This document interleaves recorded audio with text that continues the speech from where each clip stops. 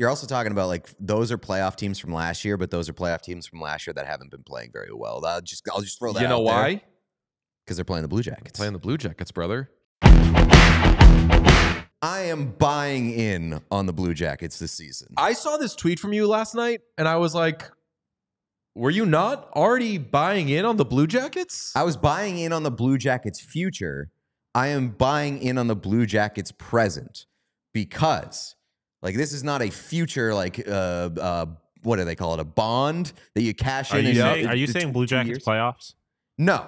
I'm saying unless you're saying Blue Jackets playoffs, you're not doing anything that we're not already doing, though. That's not true because you liked the roster. You were not. Are you going to say like you weren't quite there last year, but you are this year? Yes. Yeah. Okay. I'll give you that. I don't even think that you were truly there last year. Like nobody said that this was a fun team last year. You said you liked the roster. Not a fun team to watch. Not a great team in terms of returns. The returns on this team this year, let's go ahead and the returns on the team this year is right in the sweet spot of entertainment value. The Jackets are 4th in the NHL, the entire NHL, in goals for per game. So they're scoring a bunch. Goals against per game, they're right in the middle of the pack. They're not amazing. The goaltending, not amazing. 20th in the league. Power play, 20th in the league. Didn't look good last night. Their PK, solid, respectable. But it's a team that scores a bunch of goals, will probably give up a bunch of goals, will have a high event games, a lot of young, exciting players. They are the Buffalo Sabres from 2 years ago, basically. Ooh. So that's what I mean when I'm buying. And when you talk about the season ranks, let's dive even deeper here. They are first in goals for per game at 5-on-5. Right in the middle, once again, goals against per game at 5-on-5. Their expected goals for per game, this is where it gets hilarious. They are first in the league for goals for per game at 5-on-5, but expected goals for per game at 5-on-5, very near the bottom of the league. So their results right now, probably not extremely sustainable, but it's extremely funny. And on the flip side, like they're a little bit better than they're getting results for defensively at 5-on-5. So I appreciate that. Go on. Obviously, the big story for the Blue Jackets through this point in the season, Sean Monahan, 2 goals on Monday night against the Oilers, continues to light it up in Columbus, a guy that everybody is rooting for this season, averaging over a point per game for the Blue Jackets. It looks like they have a first-line center, like a real, true first-line center. Sean Monahan being back to like elite-level production. And it's not only just for him. You go ahead and look, next slide. Let's outsource some analytics here. Money Puck has the Blue Jackets first line, which is Monahan, Marchenko, and Chinakhov. The best line in the entire NHL in terms for expected goals percentage. So, like, that top line is truly one of the best in the league and very fun to watch and producing. Yeah, they last season it was like I hate to say that I texted this last night. They're like more likable without Laine. I don't think like getting rid of Laine made them more likable, but just like the way their roster is structured and bringing in Sean Monahan, having like part of liking the roster and everything that we talked about last year was like they probably need to get a really solid veteran center at some point, and then they'll actually be a good team. He's awesome so far. As you said, everyone's rooting for him. I just have to say, is your report done? No. Okay, keep going. All right. This also worth noting that the Columbus Blue Jackets at the moment, extremely banged up. You've got Boone Jenner out long-term. Kent Johnson also out. Like, those are 2 of their better forwards, especially down the middle. So, Voronkov also out. Like, this team is very banged up with key players, like top 6 forwards. When those guys come back, obviously, like a few of them aren't going to come back for a while, but when those guys, when they're a fully healthy team, could be something to mess with. And then maybe most importantly here, outside of Sean Monahan, go ahead. They've got a coach, and the deserve to coach meter is just off the charts, hitting max levels at this point. The Blue Jackets are a real team. and they have real direction this year, and they are really fun to watch. So, in conclusion, like, congratulations to Columbus for finally, for the first time in several years, having a respectable and fun and entertaining and legitimate product on the ice.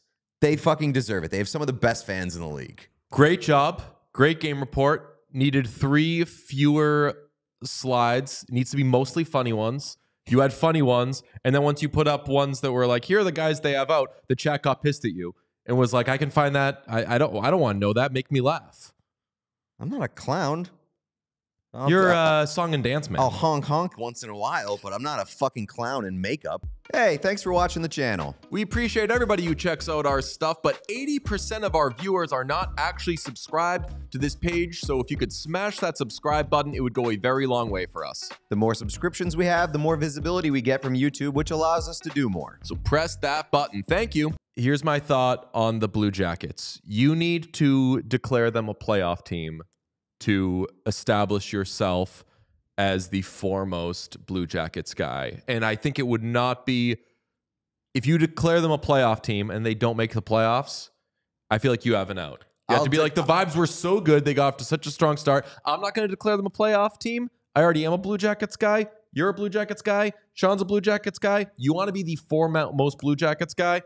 Say it. I don't need to be the foremost Blue Jackets guy. I feel like Sean's about to declare them a playoff team. I was going to say, I was ready to declare them a playoff team until Pete started showing me numbers. And I was like, that's what the game report's for. It does not seem sustainable. Equally for yeah. honk, let's laugh, but also here's some tangible information that is useful. Yeah. I will declare them a bubble team. Okay. Because if I'm going to call them the Buffalo Sabres from 2 years ago, I'm not calling them a playoff team. The Buffalo Sabres finished 1 point out of the playoff race 2 years ago. But if you are viewing them the same way you viewed the Sabres this time 2 years ago, you would be thinking they are a playoff team. I didn't say definitively. Find a receipt that says I guess last season was that. So next year you will be predicting the Blue Jackets to make the playoffs. Yeah, and I'll be severely disappointed. But and then the year after, DJ will be like, this is actually the year. Given where we are in the season so far, we're only like less than a month in. I'm not going to overreact, but I think that the Columbus Blue Jackets could be a bubble playoff team that could finish on either side. I'll say it. They're going to make the playoffs. I mean, short of, I'm sure, them probably being asked about Johnny Gaudreau every day by the other media, which is understandable.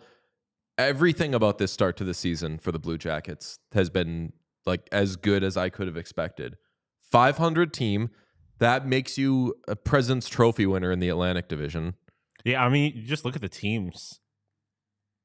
There's no reason they've beaten Edmonton. They've beaten They've beaten Edmonton. They've beaten Colorado. They've beaten, I want to say, the Leafs. Oh, they definitely beat the Leafs. They put on like a game report on how they beat the Leafs. You look at the teams in the East, like. But you're also talking about like those are playoff teams from last year, but those are playoff teams from last year that haven't been playing very well. I'll just throw that out there. You know why? Because they're playing the Blue Jackets. Playing the Blue Jackets, brother. I mean, there's obviously 3 teams in the Metro that you know are going to make the playoffs. 3 teams in the Atlantic that you know are going to make the playoffs. 4, I would say.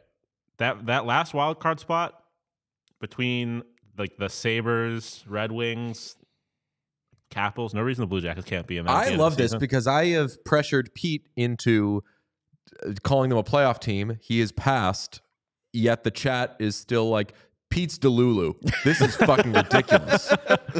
As Sean's been like, hey, if you're not going to take that, I mean, I'll declare them. And like the numbers that Pete put out don't suggest that it's sustainable, but I am just looking at the rest of the conference and being like, as we've discussed, the MAC, the Atlantic is mid. Mm-hmm. There's no reason if they can't still be, especially if they get some guys back. Yeah, they're going to get some guys back, and I just really like the way that they're playing under Evison. Like, they play really hard, they play structured. Like, they're obviously not perfect, still a young team figuring it out. But, like, you're getting really good early returns in your top 6. Adam Fantilli looks like he's much better than he was last year, a little bit more free than he was under Pascal Vincent. Like, They really just needed a little bit of direction and a push. And I think that they've gotten both of those things.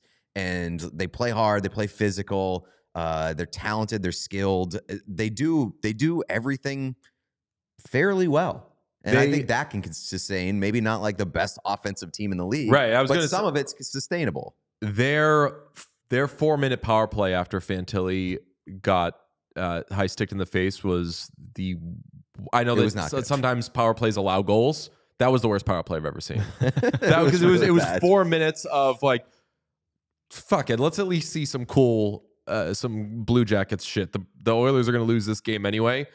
And I was like, I'm not going to take anything from this. I'm not going to be like, cool, the penalty kill is buzzing for Edmonton. I wanted to see some cool shit. It was terrible. But it would be impossible to not be happy with the Blue Jackets right now. Mm-hmm. Off to a great start. We